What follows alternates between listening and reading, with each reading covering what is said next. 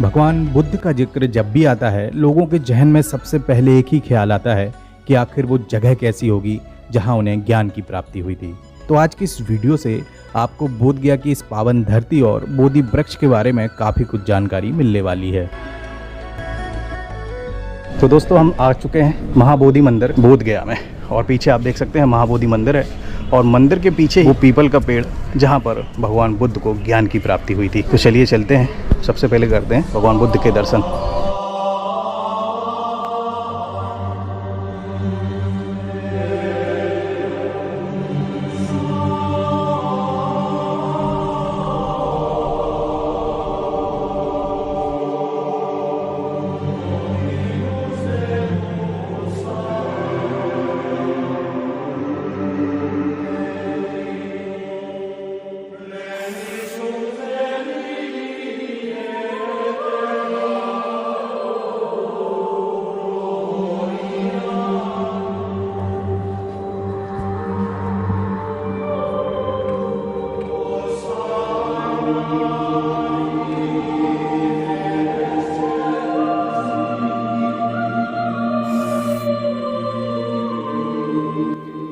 कहते हैं कि कपिलवस्तु के राजकुमार सिद्धार्थ जब अपना राजसी ठाट बाट और भोग विलास को छोड़कर वन को प्रस्थान कर गए थे, तब उन्हें कठोर ध्यान साधना और तपस्या के बाद बोध गया कि इसी पावन धरती पर पीपल के वृक्ष के नीचे ज्ञान की प्राप्ति हुई थी।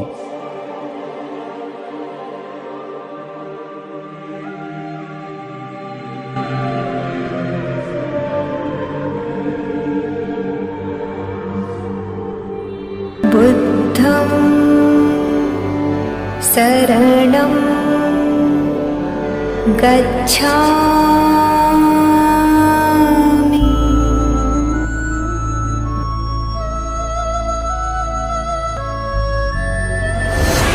बिहार के गया जिले में निरंजना या फाल्गुन नदी के तट पर स्थित बोध गया में आकाश की ऊंचाइयों को छूते इस महाबोधि मंदिर का निर्माण कई चरणों में पूरा किया गया था।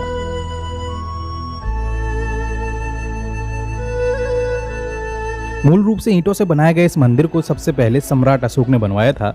बाद में चलकर कई और राजाओं ने इसका विस्तार किया, मगर सोने से सुसज्जित महाबोधि मंदिर के गुम्बद को हाल ही में थाईलैंड के राजा के द्वारा 290 किलो सोने से जड़वाया गया है।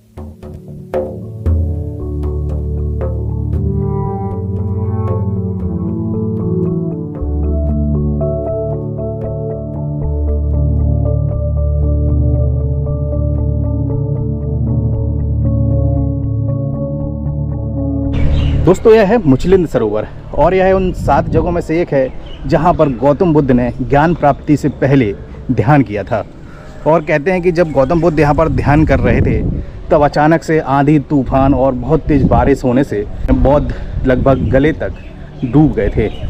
तभी मुचलिंद नाम के एक नाग या शेषनाग ने उनकी रक्षा की थी।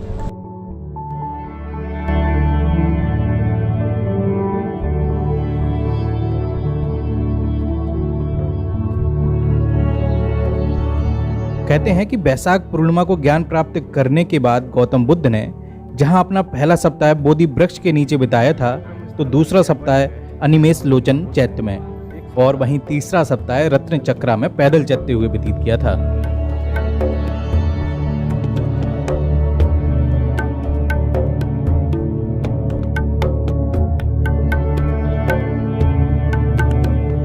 इस तरह से महाबोधि मंदिर के परिसर में 7 सप्ताह व्यतीत करने के बाद ईश्वरीय प्रेरणा से प्राप्त ज्ञान का प्रसार करने के लिए गौतम बुद्ध सारनाथ चले गए थे, जहां पर उन्होंने अपने 5 मित्रों को पहला उपदेश दिया था।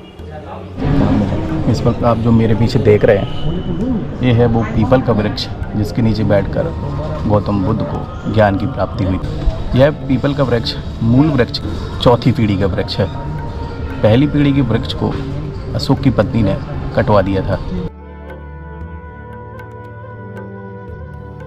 अगर देखा जाए, कलिंग विजय के पश्चात संपूर्ण भारतीय उपमहाद्वीप में कोई भी ऐसी शक्ति नहीं थी जो सम्राट अशोक से युद्ध करना तो दूर की बात, उसका विरोध भी कर सके।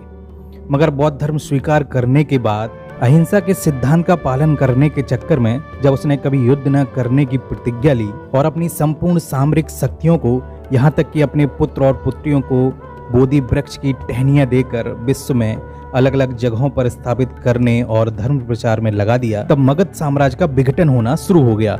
यहाँ तक कि अधिकांश राजाओं ने बिना युद्ध किए ही अपने आप को स्वतंत्र घोषित कर देने से मना कर दिया। ऐसी विषम परिस्थितियों में भी सम्राट अशोक अपने साम्राज्य की रक्षा करने के बजाय धर्म प्रचार में ही लगे थे। तब उसकी पत्नी तिस्रक्षिता ने महाबोधि वृक्ष को इस उद्देश्य से कटवा दिया ताकि सम्राट अपनी धर्मांधता से बाहर आ सके, मगर ऐसा न हुआ और देखते ही देखते जिस अखंड भारत की स्थापना चंद्रगुप्त मौर्य ने अपने पराक्रम और शौर्य के बल पर की थी, अशोक की धार्मिक नीतियों की वजह से खंड खंड हो गया।